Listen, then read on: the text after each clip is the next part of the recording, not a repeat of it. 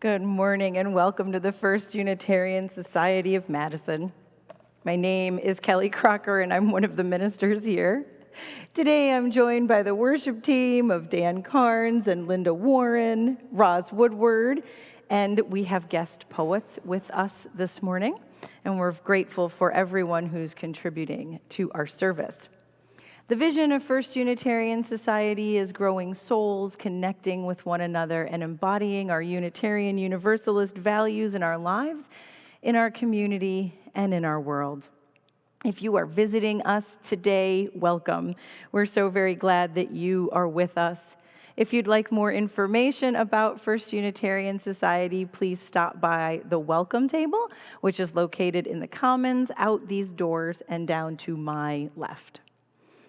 We hope that you'll be able to stay and join us for coffee hour immediately following service. Today's coffee hour will take place outside, right at the front of this atrium building.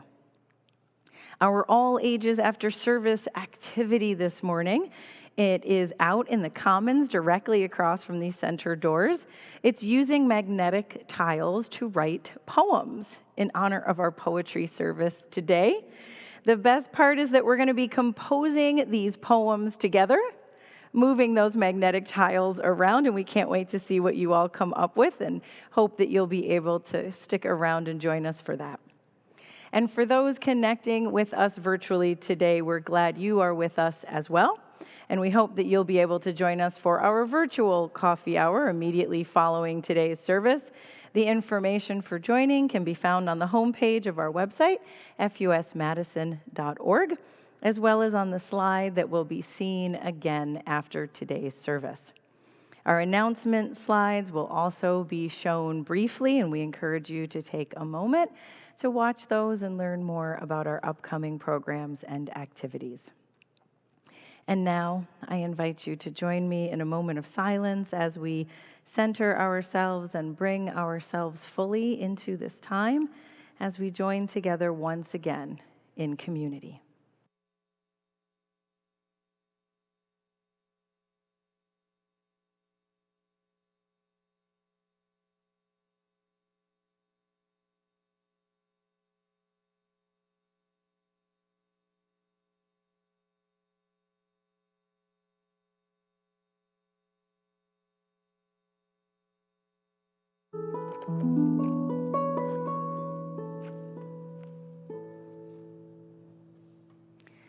Come into this house of worship.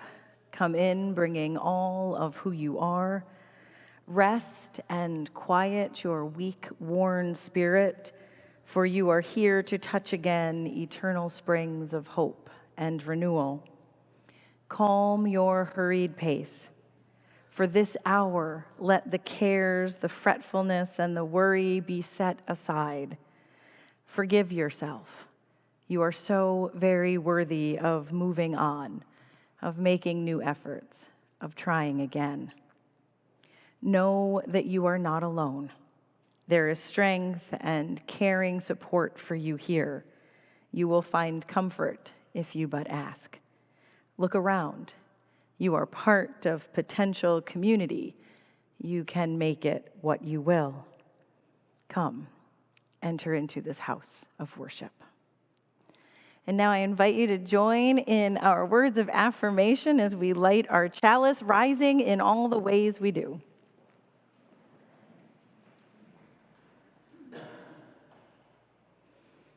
May this flame, symbol of transformation since time began, fire our curiosity, strengthen our wills, and sustain our courage as we seek what is good within and around us.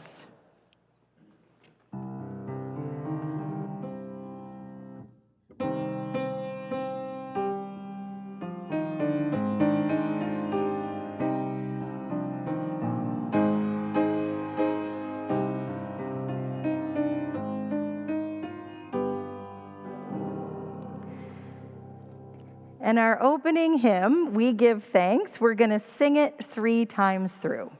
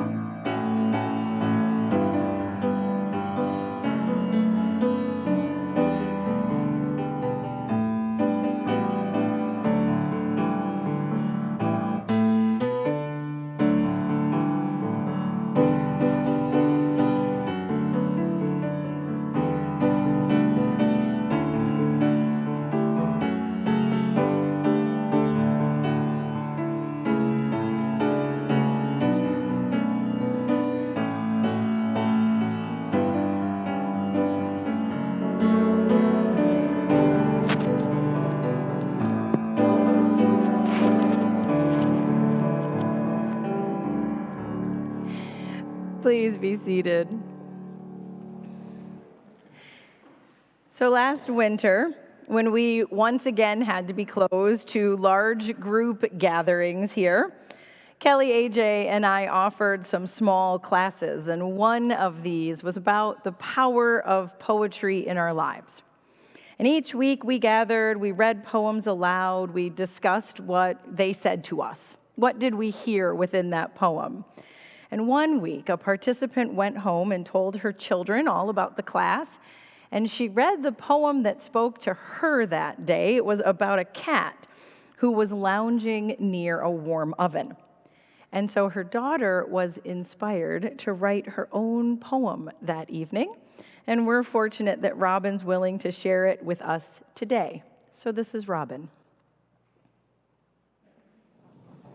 Hi, I'm Robin Pendle, and I made this poem for my cat Fletcher.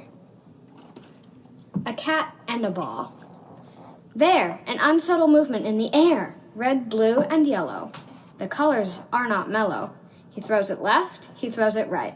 To others it may be a surprising sight, but to me in the morning light, my ball seems just right. The floppy tags, oh how it sags. I play fetch and I make the catch. I drop it in their hand and they throw it again and again. Oh, our thanks to Robin and Fletcher. And Roz and I hope that Robin just inspired you to think about poetry, because now we'd like to ask you to write a poem with us. So you'll see this latest image from the James Webb Telescope, this one, the Cartwheel Galaxy. And what Roz and I would love to do is to write a short poem, just a few lines about this image. What comes to you? You can raise your hand or shout it out, and Roz is going to write it on here and see if we can compose our own poem this morning. Eye of the universe. I think eyeball. Eye of the universe. Oh, I. Eye of the universe or eye of the universe? Eyeball, yes. You got it. Yeah. Circular brilliance. God, y'all are good. Kaleidoscope pinwheel. What's that, Michael? Kaleidoscope pinwheel. Kaleidoscope pinwheel. Spectral globe. Glow. Kaleidoscope.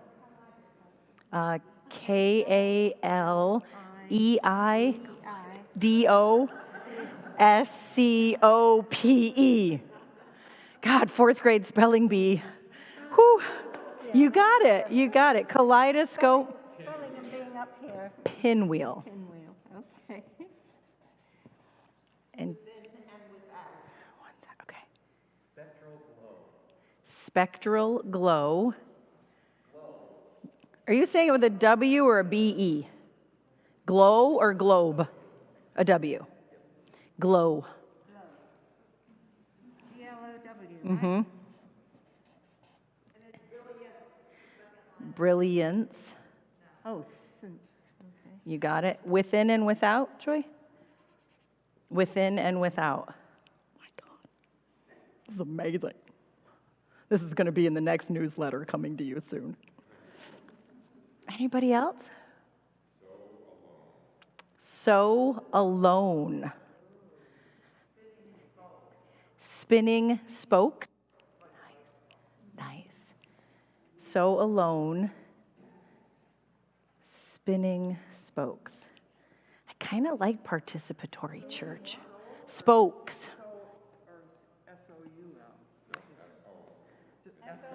So alone. Spinning spokes like a bike wheel spokes. Mm-hmm. Wondrous. Yeah, an S. I think we should do sermons this way. Everybody give me a line. Thank you. Wondrous, Nancy? Wondrous. And then far, far away.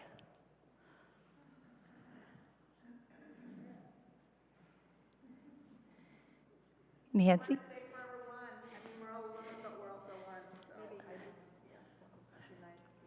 far, far away, forever one. All right, we'll stop with these. Far, far away, forever one, long, long ago. Who knew? Yes. And then long, long ago. I think I can get that down here.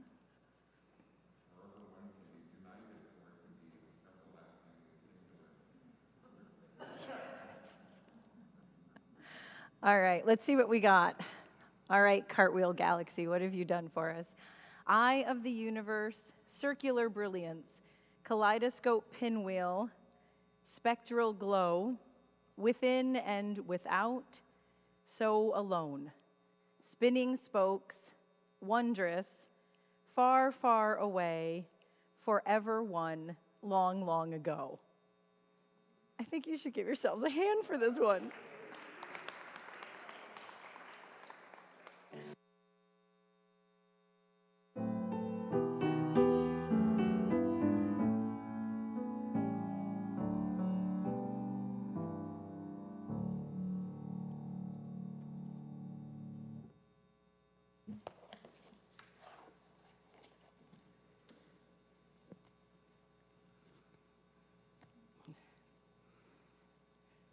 Mask tangle here.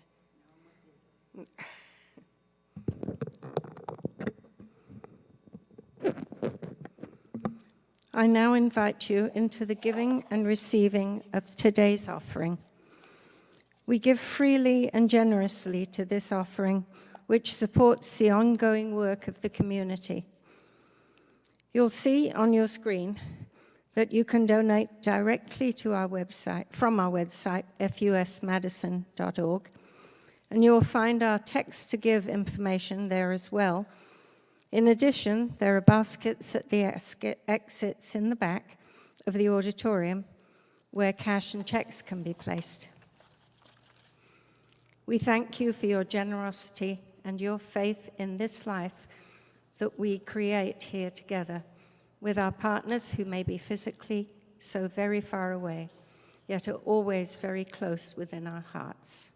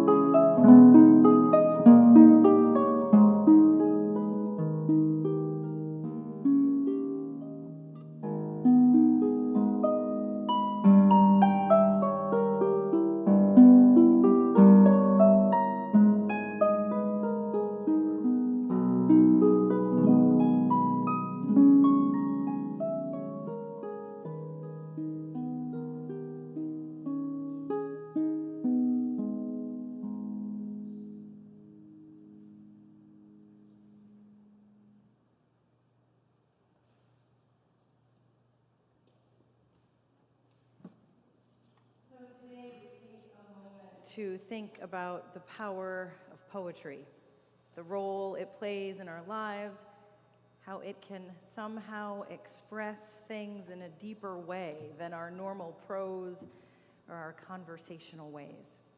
We use poetry a great deal in our services. Knowing its images and phrases help us pay attention in a different way. And for our service today, we asked for poems that spoke of courage and hope. We are grateful to all those who submitted poems, and we hope you find these themes in their words. Now, I know that not all of you are lovers of poetry. You have told me that it has always befuddled you, or you had that high school English teacher who forced you to read inaccessible poems over and over again until your eyes swam and your head hurt, and you were still no closer to exacting any meaning from the words before you. Yet poetry has the power to inspire, to empower, to awaken, to change our hearts if we let it. I agree with the poet William Carlos Williams, who wrote, "It is difficult to get the news from poems, yet men die miserably every day for lack of what is found there." Poetry speaks to our inner lives. It takes us out of the normal busyness and distractions that fill our days to a different space, opening the door to something beyond what we find right in front of us, helping us to make sense of it all. Rita Dove explains it this way: by making us stop for a moment, poetry gives us an opportunity to think about ourselves as human beings on this planet, and what we mean to each other. Now, this poem, called Round Oak Table, was written by our own Joyce Carey. I love these words because in a poem, Joyce has taken a household object, one we see and sit at every day, and elevated it to a place of honor, perhaps changing our vision of how we see our own tables. These are Joyce's words. Late Victoriana, manufactured by the thousands, sold by catalog to Grace Farm kitchens for $5, a round oak table. Retired and replaced, no doubt, by one of finer lineage. We found it decades later at Lloyd's Loft on County C, buried in the barn in an attic unassembled, the varnish cracked and peeling, painted by birds and mice. A bargain relic, 5 old kitchen chairs similarly abused, a junkyard table. Just starting out, new family, house, new job, no budget for mahogany or even Sears Formica. We brought the table home and hosed it clean. 3 mismatched leaves planed down to fit. A temporary table, stripped and sanded, oiled and burnished, rich grain of golden oak revealed, enhanced by ancient dents and marks of history. Friends exclaim, "Where did you find this treasure?" An enviable table, seasoned with ink of Sunday comics, Easter dyes, pumpkin guts, and crayons that strayed outside the lines. Polished by games of Candyland, Monopoly, Old Maid, a place for homework, sewing clothes and paying bills, a workroom table. Gathered around this table, Thanksgiving, Christmas, birthday guests. Each year more celebrants, children and their children, friends, lovers, husbands, wives. The honorees grow older. Piano bench, high chair, desk chair, hassock, pressed into service every time. Why don't we buy more chairs?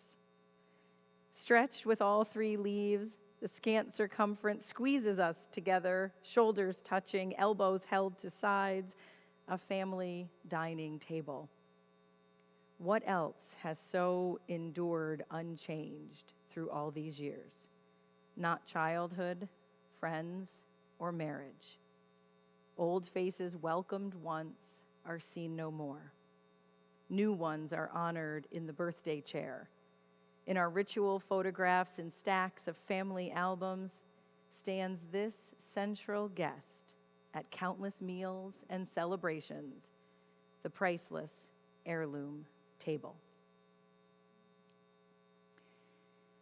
A great many of us turn to poetry when we are brokenhearted and when we're grieving and when we find ourselves struggling to understand the things we're feeling. We long for the connection that poetry can provide, to find the right poem at the crucial moment, one capable of expressing our situation with considerably more elegance than we can ourselves, is to discover a powerful sense of complicity, that precious realization, I am not the only one who feels like this. In the words of Alan Bennett, the best moments in reading a poem, it's when you come across something, a thought, a feeling, a way of looking at things which you had thought special and particular to you. Now here it is, set down by someone else, a person you have never met, someone who is even long dead. And it is as if a hand has come out and taken yours. The problem is shared. More than that, very often it is transformed. The poet has made what you are going through seem more intriguing, more timeless, more valid in some way. That can be a great comfort. The distance afforded by seeing one's own emotions formalized and made beautiful combines with the visceral connection one feels with the poet, this stranger who somehow understands, somehow knows, somehow has reached out to say, hey, me too. And what results is a moment of connection, an instance of peace. There's this one from Gregory Orr. Knowing life grinds us, and dust is what will become. Sensing likewise that the moral of our story has to do with being mortal. Yet love grounds us, and the beloved grows in us. We are her slow cocoon, and the poem is a door, the song a little window. We often turn to poems to help us mark life passages, poems of love and devotion at weddings, poems of remembrance and grief, abiding love at memorials. There can be a healing in the images that are evoked that remind us of larger truths, that love lives on, that our lives here hold meaning, that what we do matters, that we lived at all, and it mattered. Now, one of my favorites for reflecting on that sense of the larger meaning of life is this one, A Green Crab's Shell from Mark Doty. Not exactly green, closer to bronze, preserved in kind brine, something retrieved from a Greco-Roman wreck, patinated and oddly muscular. We cannot know what his fantastic legs were like, though evidence suggests 8 complexly folded, scuttling works of armament, crowned by the four-claws gesture of menace and power. A gull's gobbled the center, leaving this chamber, size of a demi-tasse, open to reveal a shocking Giotto blue, Though it smells of seaweed and ruin, this little traveling case comes with such lavish lining. Imagine breathing, surrounded by the brilliant rinse of summer's firmament. What color is the underside of skin? Not so bad to die. If we could be opened into this, if the smallest chambers of ourselves similarly reveal the sky. Poetry helps us make sense of ourselves, our lives, our brief journeys here together. They also can help us hold the pain and the brutality of our world.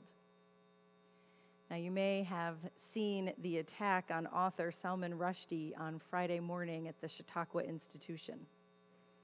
Rushdie wrote these words many years ago. They're helping me to hold my confusion and my pain at the state of this world and how we can so deeply and easily hurt one another. How truly difficult it can be to get through these days. Rushdie said, "A poem will not stop a bullet. A novel cannot diffuse a bomb. But writers can still sing the truth and name the lies. We must work to overturn the false narratives of tyrants, populists, and fools by telling better stories than they do, stories within which people might actually want to live." So as you listen to the words of these poets among us today, may you be opened into something more. Perhaps, as Mark Doty wrote, the smallest chamber of yourself.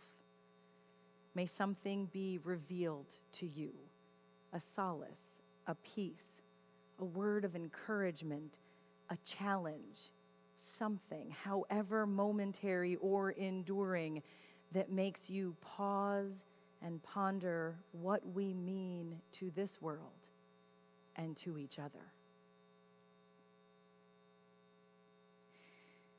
And we'll start this poem by Bobby Zahner called Bobby Ann. From beneath a tattered blanket stretched from dresser to bed to bookcase, I nestled with childhood fantasies of serving others and saving the world. As Bobby Ann the Great, a melding of Superman, the Lone Ranger, Tarzan, and a sprinkling of Christ, I imagine swooping down from a treetop hideaway to rescue family and classmates who never once recognized their savior. I had yet to be introduced to Eleanor Roosevelt, much less Wonder Woman. Those were the days when a heavy downpour summoned me into the streets, searching for neighborhood sewers clogged with refuse and grime. A yellow, slicker-clad St. Christopher of the gutters with a broom handle staff. I freed Chicago's rainwater to flow unfettered by leaves and man-made debris. From beneath bedclothes, neatly tucked into place, today's enlightened reverie reveals that the years have given birth to another persona with a new moniker. Bobby Ann the Grateful, deeply thankful, wholly appreciative, just to be cobbled together with good intentions, honest effort, and more than a dollop of whimsy.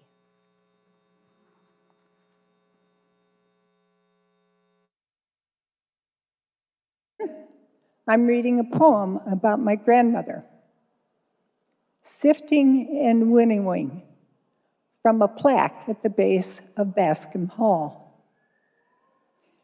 1870, she was born on a farm near Partyville. Her father made education important for his 5 daughters, 1 son. 1887, she went to the University of Wisconsin, wearing warm pantaloons, long skirts, studying physics and botany on the slope of Bascom Hall. Married in the Northwoods, living in a small house, no electricity, no indoor plumbing, reading to her 5 sons, 2 daughters. When fires closed tanneries, the family moved to Michigan Fruit Farm. A teacher schooled 6 grades in one room, holding her 3 youngest. Sifting through hard times, she made the chance for the last in line of hers to attend the university in Madison. From there, he became professor, teaching scores, plus his 2 daughters, 1 son, how to winnow through ideas.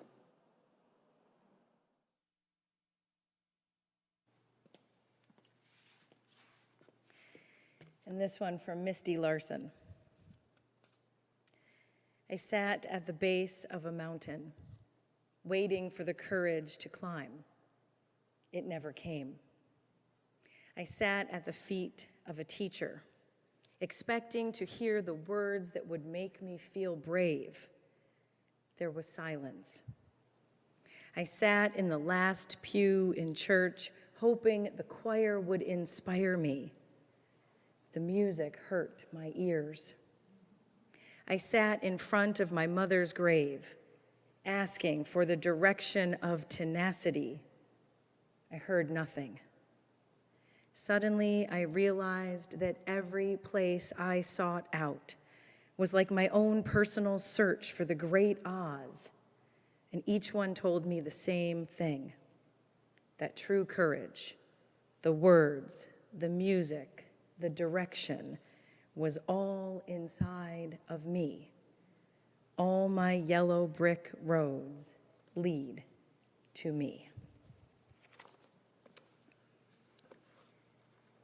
And I invite you now to rise in all the ways we do for our next hymn, When I Am Frightened.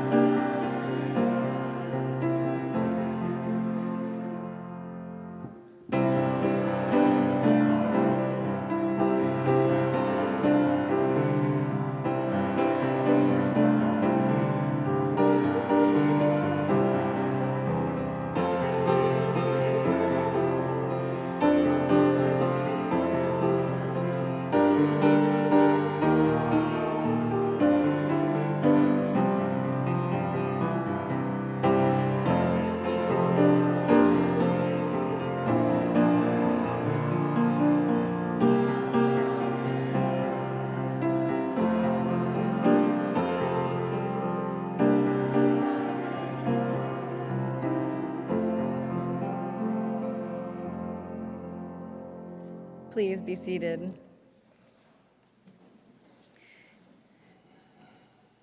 These are the words of Bobby Zahner. After 5 years of marriage, Rick left me for other women. Vince, the gentle father figure boss, also left. He died of lung cancer. Marianne and Don, breaking down, they broke my lease. So sorry they needed the apartment for an ailing parent. Shell-shocked and alone at 25, I searched for a place to live. Discovering that security is not a tangible, touchable, huggable commodity, but rather a boundless inner gift to myself. I learned to stand firm when fear arises, to bolster hope when it starts to wane, to stop looking to others for my happiness, a lesson I tell myself over and over and over.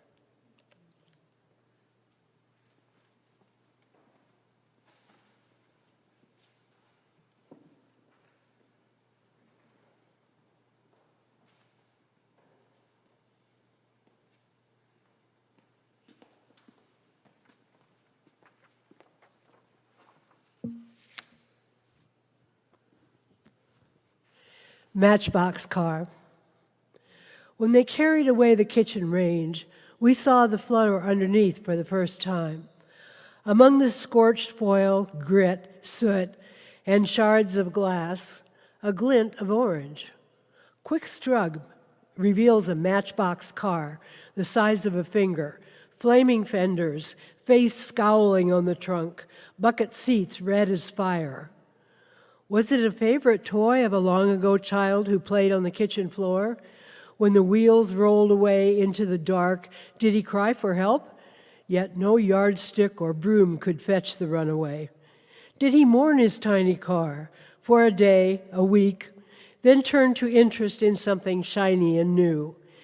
And where is that child today, grown perhaps with children, even grandchildren of his own, his toy forgotten, heated and cooled in its cave beneath the oven? Has he learned, as we do with age, that our toys can be snatched from us in an instant, yet the things that matter, the memory of a child's toothless grin, the touch of one who is gone, we carry in our hearts forever?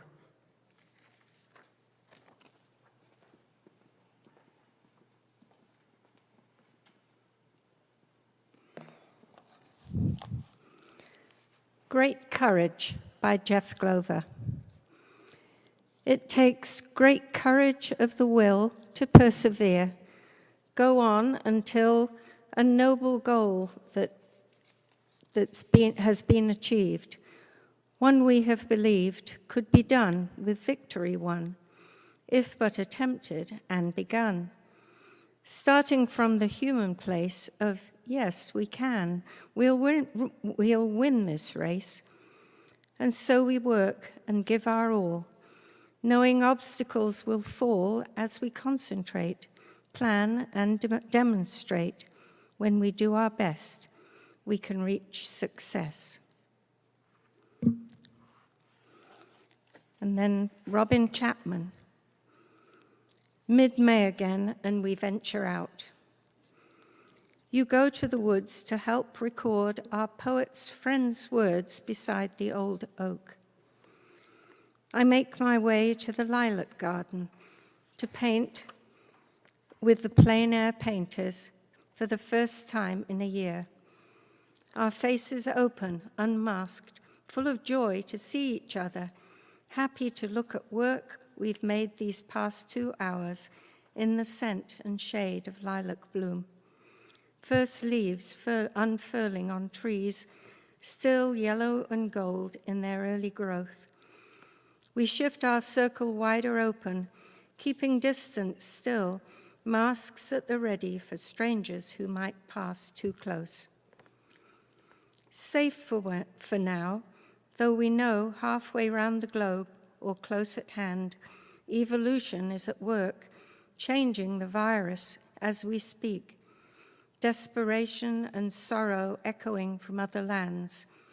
No one's safe till all are safe. In the Arboretum's tents, the annual plant sale goes on again.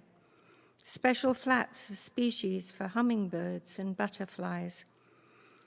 I come home to see the first hummingbird come to our feeder, and a rose-breasted grosbeak on the branch of the blooming crabapple tree.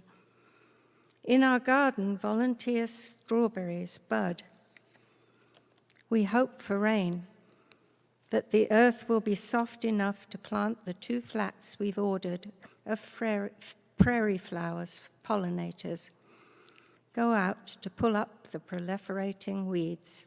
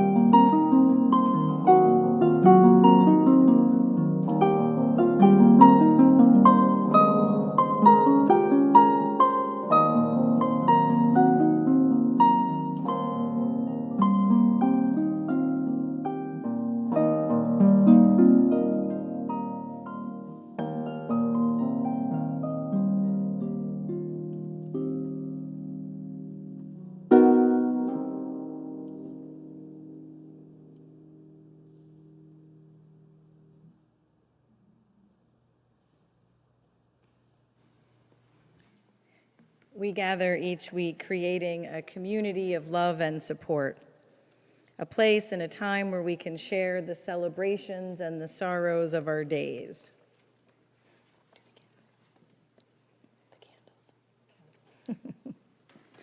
This week we light a candle for Carol Ferguson, who is in Ghana, West Africa, volunteering in a hospital. One of her patients was hit by a car and has a large, very painful wound on her leg. She asked Carol to ask us to send our love and our prayers and our healing energy to her.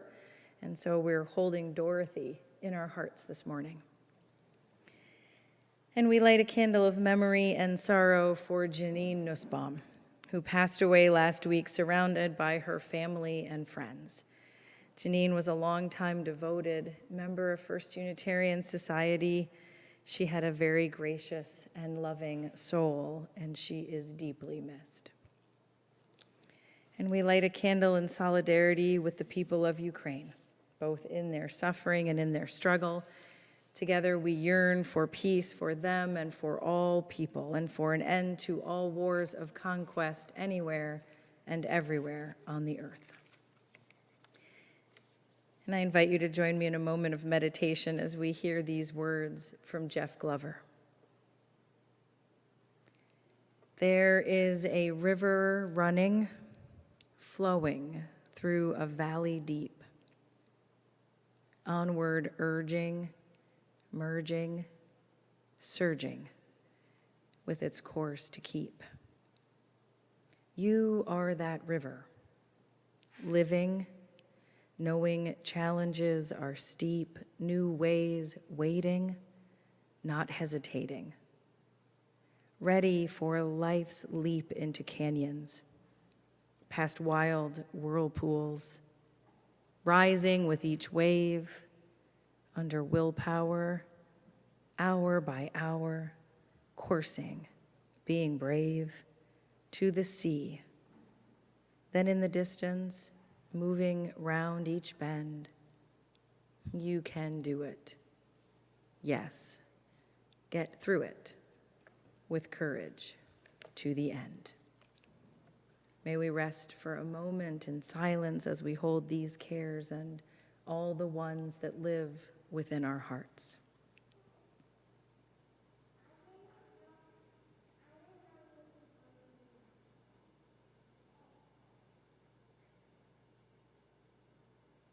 Blessed be, and amen.